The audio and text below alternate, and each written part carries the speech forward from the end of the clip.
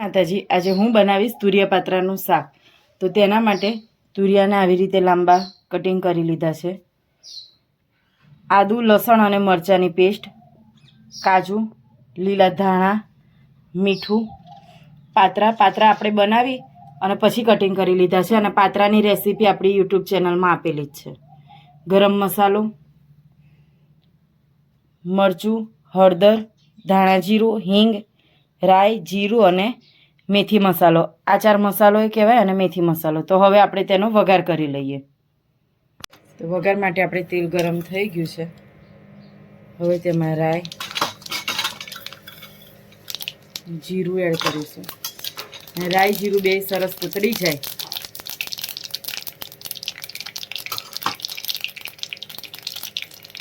પછી તેમાં આપણે હિંગ એડ કરીશું અને લસણ, આદુ, મરચાંની પેસ્ટ.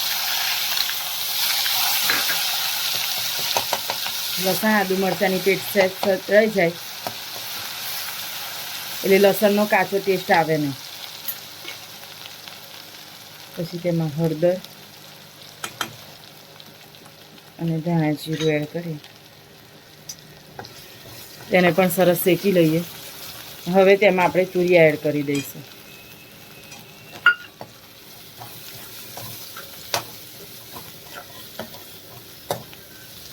તુરિયા એડ કર્યા પછી તેને આવી રીતે સતળીશું અને તેમાં આપણે ટેસ્ટ પ્રમાણે મીઠું એડ કરીશું. આપણે બધા જ મસાલા શાક પૂરતા કરવાના છે. પાત્રામાં તો બધા મસાલા કરીને જ આપણે પાત્રા બનાવ્યા છે. એટલે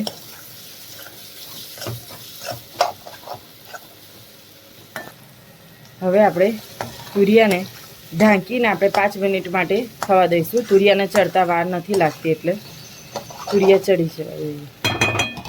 હવે 4 થી 5 મિનિટ થઈ ગઈ છે. આપણે ચેક કરી લઈએ. તો આપણા તુરિયા સરસ ચડી ગયા છે. હવે તેમાં આપણે કાજુ એડ કરીશું. કાજુના ટુકડા અને ફાડા લીધા છે.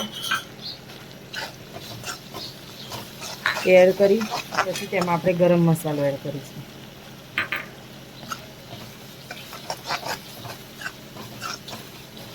હવે આપણે પાત્રાના પાન એડ કરીએ.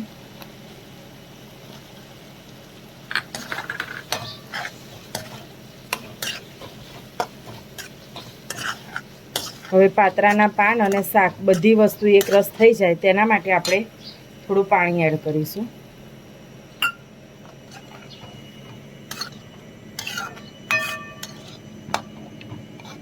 અને હવે તેને ઢાંકીને આપણે 5 થી 10 મિનિટ માટે સરસ થવા દઈએ એટલે પાત્રામાં આપણે શાકનો બધો જ મસાલાનો ટેસ્ટ ભળી જાય.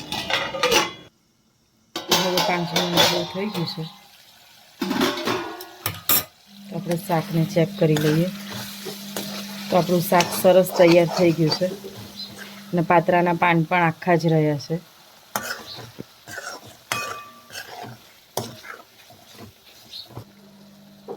હવે આપણે ગેસ બંધ કરી તેના ઉપર ધાણા સ્પ્રિંકલ કરી લઈએ. તો તમને અમારી રેસીપી કેવી લાગી તે જરૂરથી કોમેન્ટમાં કહેજો. તમે અવનવી રેસીપી શીખવા માંગતા હોય તો કોમેન્ટ કરીને કહેજો. અને અમારો વિડીયો તમને ગમ્યો હોય તો લાઈક કરો, શેર કરો અને સબસ્ક્રાઈબ કરો. જય માતાજી.